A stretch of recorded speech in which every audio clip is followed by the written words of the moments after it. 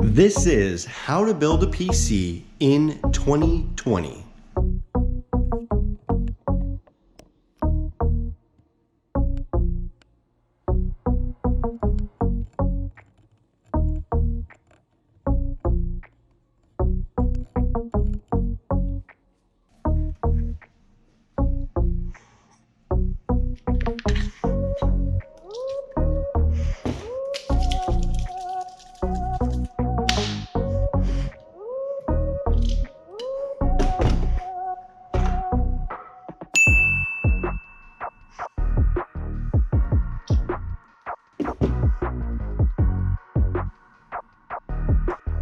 You gotta line the gold arrow up here in the dot.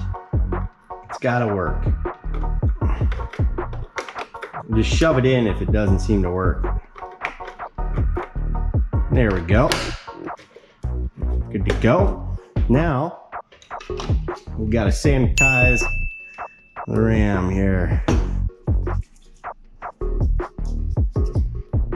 Yep, nice and sanitized there.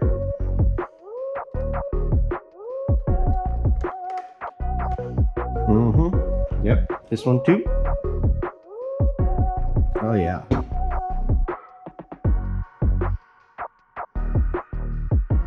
Perfect.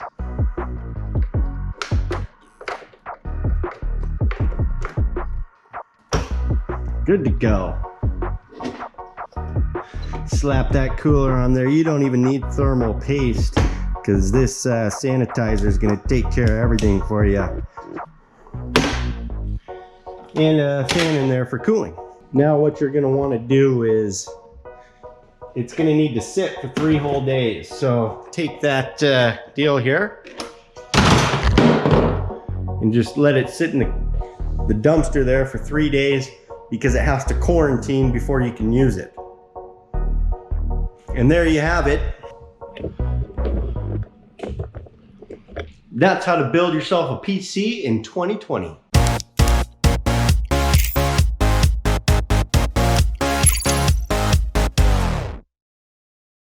Okay, hey, I want to start with a little disclaimer. Please do not follow that intro video. We just like to have a little fun around here sometimes, and you know, given the times, I think we should do something a little lighthearted for you guys.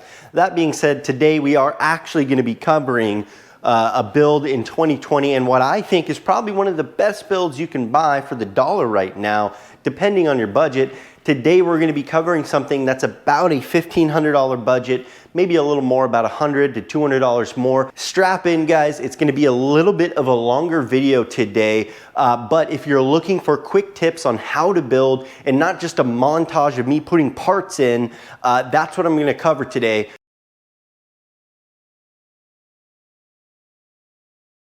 What I did was the Corsair Spec Delta case. Now, I did want the Spec 06 case, but they were sold out pretty much everywhere. And the Spec Delta was very, very similar for about the same cost, about $10 less than what I had expected. We got the Ryzen 7, and we have a Ventus MSI 2070 Super.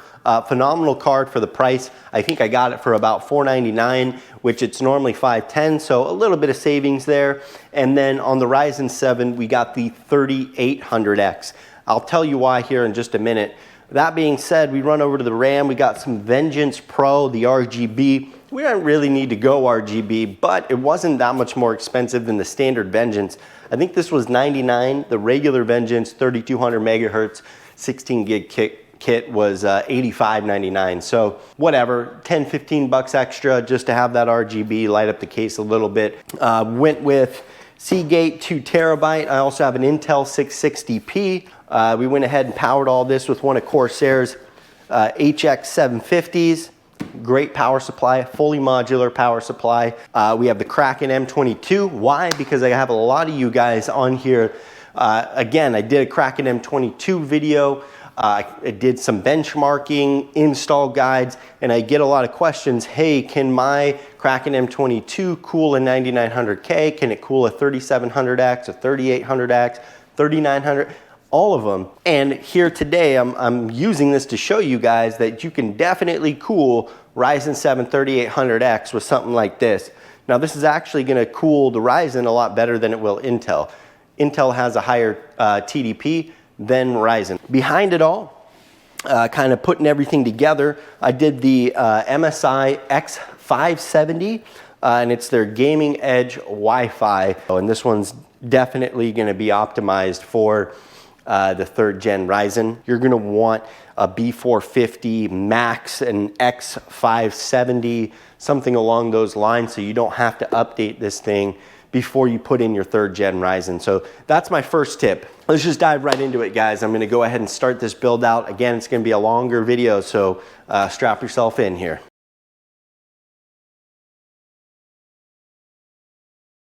Okay, here's tip number 1 for you as you're doing this build. Make sure you have something that is a soft surface to place that motherboard, and don't grab it by all of the lines here on the back. Don't touch any of that, any of the soldering. Stay away from it. Do your best to just hold it right here by a side piece, maybe both, something along those lines. And then of course, you're always going to want to start with putting your processor and your RAM in.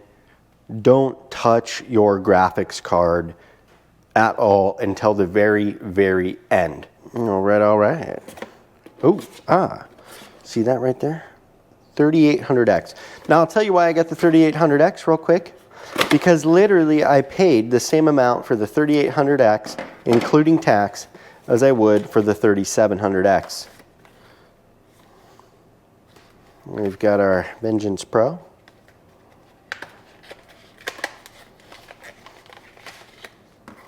Good looking stuff. I really do like this guy to face me so I can see vertically what's going on. So here's the next tip. When you grab this guy, try not to grab these pins down here. If you're used to Intel, the pins are not like this. These pins will bend, so do not drop this. Don't do anything here that's gonna, don't force it into the socket. Be very careful. Don't set it down anywhere on the pins. If you're gonna set it down just like that. In that bottom corner there, you've got a little gold dot. That is going to match up with the triangle .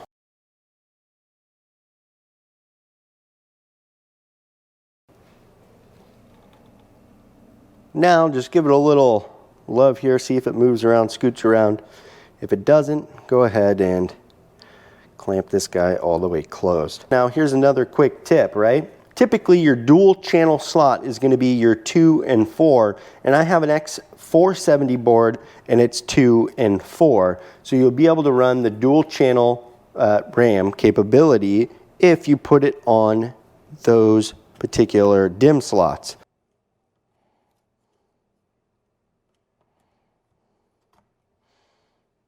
And then just give them a good secure push.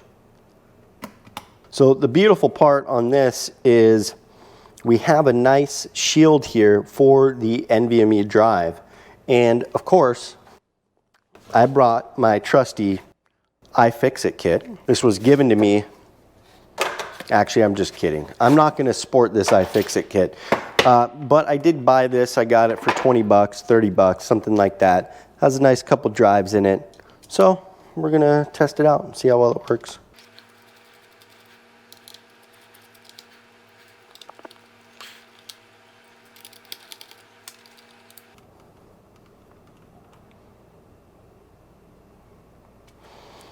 Tighten that down just like so.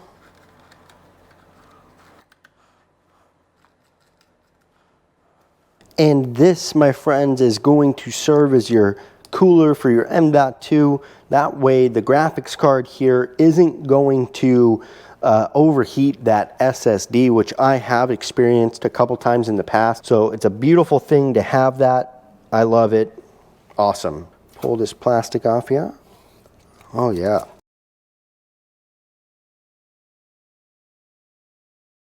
Okay, we're not out of the woods yet, you guys. Still got a lot to do, but set that aside for now. Set your motherboard aside so we can work on prepping the case for everything. There we go. 3 fans built right in. That's super nice. I didn't expect that. Actually, I thought it only came with 1 fan, so I'm pretty stoked. Look at that. Might as well take the front and back panel off. You're gonna be in and out of this thing. There's no sense in leaving the glass panel on.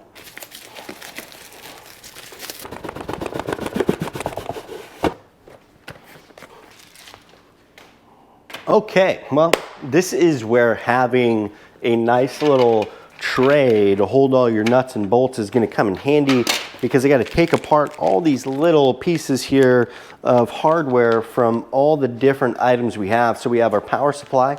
That's what you're gonna need. Your power supply and any SATA drive that's gonna go here down into the mount for your hard drive or your SSDs. So essentially, what we're gonna do right now is we're gonna pull off the cables that we need out of this bag to use with our build, and we're gonna route them to where they need to go. And then if you can avoid using the big, massive SATA that has all these different plugs on it, I would avoid that. If you can't avoid it, just do it. So we have our 4 cables we need. We're gonna put the rest away.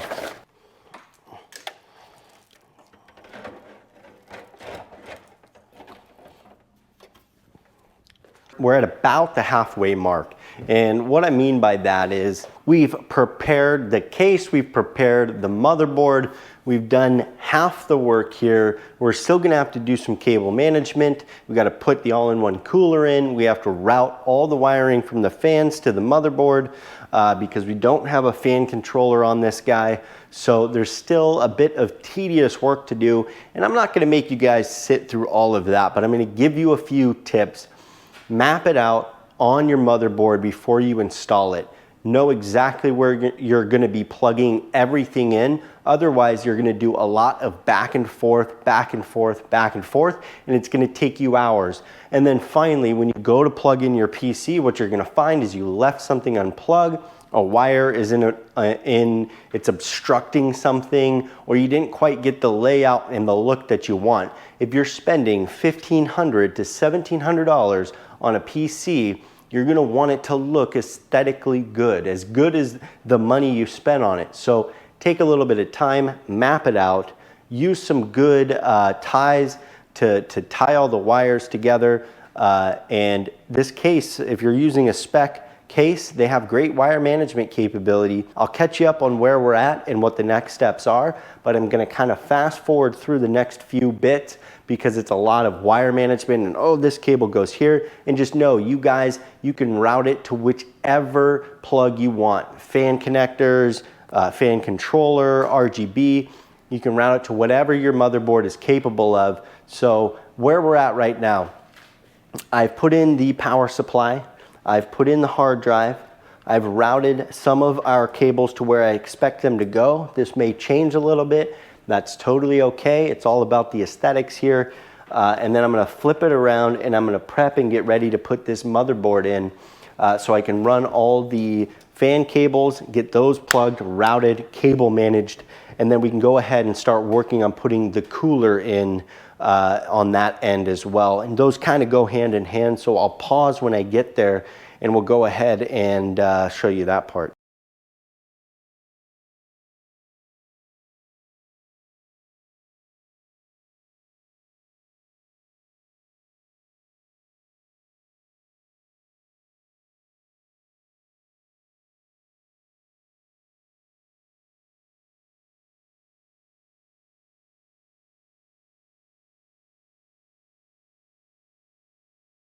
Now, this is going to be different depending on the all-in-one cooler that you have, and some all-in-one coolers will attach to the back plate of the AMD motherboard.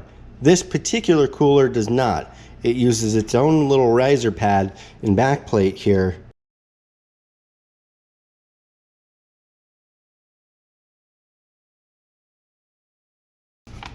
Now I have a whole install guide on this Kraken M22 on my video. I'll put a link down below or a little icon here in the top right corner for you guys to check out so you can look at that whole install guide if you have questions about this. But I'm going to kind of go through this pretty quick. So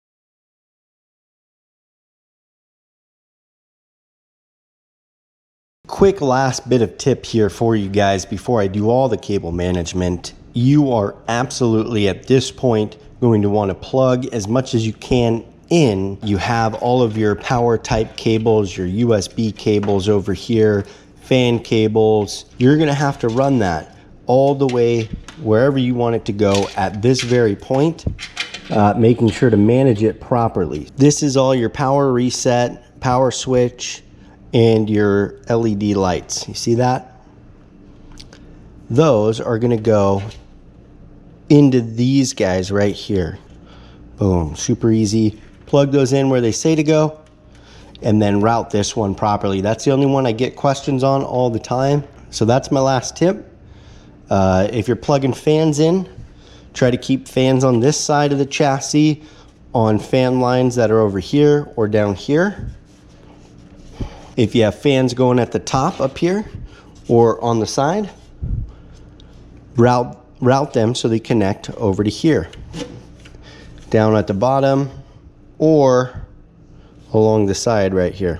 If you're using an all-in-one cooler with radiator, if you do not have a pump, an all-in-one pump connection, put the radiator on a system fan and put the fan on your CPU fan. All right, I'm gonna cable manage all of this. Those are the last bit of tips here. Again, cable manage properly. I'm gonna show you guys when I'm all done and finished and have everything zip tied, and we can go to work on some other things. So I wanna scoot you in and kind of show you something. As you have these larger cables from your power supply routing in to power the motherboard here, whether it's your 24 pin, your CPU pins up there, your graphics card pin, you can manage these pretty well if you train them. That's what it's called. So just kind of giving it that bend here before you try to plug it in. That way when you come up here to snap it in to your motherboard, it's just gonna fit right in. See that? Make sure it's nice and tight in there. And we are good. If you don't train it, it's kind of a nightmare. Tough to get out there, especially the CPUs up there. So train them, bend them, use some zip ties, tie off the extra leads if you need to. And that's that. Okay, so this is by no means any major feat of engineering here for cable management, but as you can see, not quite as much of a mess as it was before. I've routed everything quite nicely here. No big bulges in the way of the back door. I'll be able to safely push everything in as I close that up. That's what you want for yours. Use a good amount of zip ties, but don't go overkill, because if you have to snip a few off to route things the way you want it to be, then you're gonna find yourself cutting every single wire. So it just allows me to kind of flex that build a little bit later on if I want to add new parts. I don't have to uncut all of the wiring to get it. So that's one of my tips for you guys. But for now, we're going to be jumping into installing the all-in-one cooler. Thanks for following along so far. I know it's a bit treacherous, but hey, it's got to get done. This is a general video so you guys can see what it looks like before you go attempt to do it yourself. There's a lot of forums out there. You can put comments below on, hey, how exactly do I get this done? Somebody's going to respond to you if it's not me. I do respond to every single comment, but sometimes I may not get there fast enough. So put the comment below, we'll talk about it. We'll walk through it, we'll get it done for you guys, but let's just jump right into the all-in-one cooler, applying the thermal paste, getting all the fans situated for that guy, plug in this power supply, or sorry, plug in this GPU in and firing this sucker up. We're about 75% done, you guys, so let's do it. Shut up and sit down.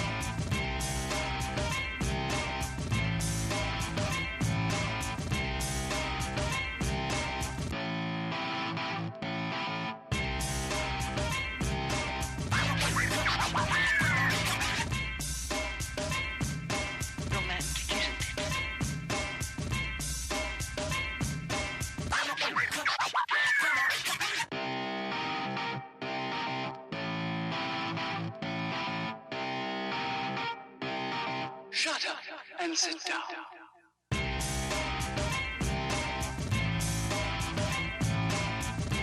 Why did I choose this version? Well, because we have an MSI motherboard. And honestly, I have an MSI mech 5700 XT that I actually think does a great job. I think it's better than some of the other ones I've seen out there. I like MSI. I went from Gigabyte, I did ASUS, and so far MSI, in my opinion, has been the most reliable. I didn't go with the 5700 XT because I want to try something different. And the 5700 XT, even though it's a great card for the price, it is hot. So you have to do a lot more fan management, case cooling management with a 5700 XT than you have to with a 2070.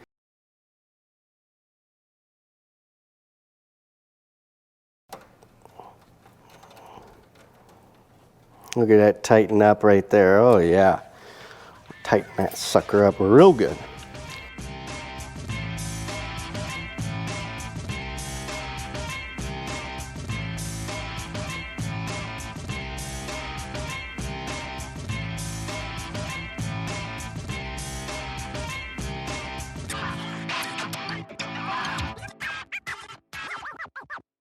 We're gonna fire this sucker up. Look at it. It's looking pretty good.